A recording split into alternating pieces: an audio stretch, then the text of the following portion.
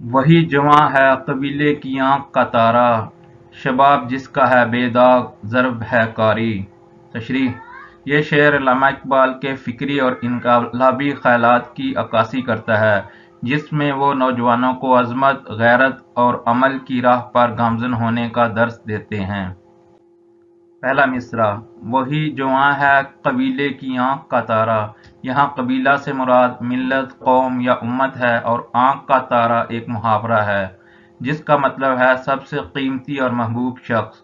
اقبال کہنا چاہتے ہیں کہ وہی نوجوان اپنی قوم کے لیے سب سے زیادہ قیمتی اور باعث فخر ہے جو اعلیٰ صفات کا حامل ہو، جو اپنے عمل، کردار اور جذبے سے اپنی ملت کا سرمایہ بنے۔ دوسرا مصرع: شباب جس کا ہے بے داغ ضرب ہے کاری۔ یہاں شباب جوانی کو ظاہر کرتا ہے اور بے داغ کا مطلب ہے پاکیزہ، نیک اور بے عیب۔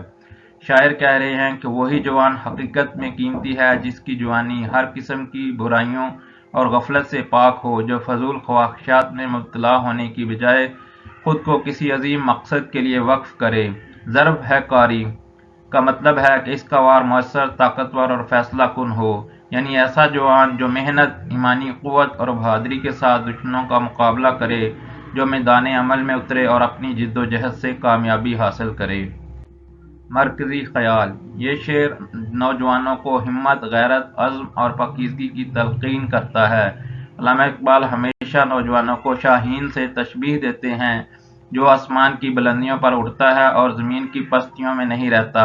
وہ اس بات پر زور دیتے ہیں کہ ایک نوجوان کی اصل طاقت اس کی کردار کی پاکیزگی اور اس کا عزم ہے، جس کے ذریعے وہ اپنے قوم کی عروج دے سکتا ہے۔ یہ شعر ہمیں سکھاتا ہے کہ اگر ہم اپنی زندگی کو عظیم مقاصد کے لیے وقف کریں، خود کو برائیوں سے بچائیں اور عملی میدان میں جرأت کا مظاہرہ کریں تو ہم اپنی قوم کے لیے روشنی کا مینار بن سکتے ہیں۔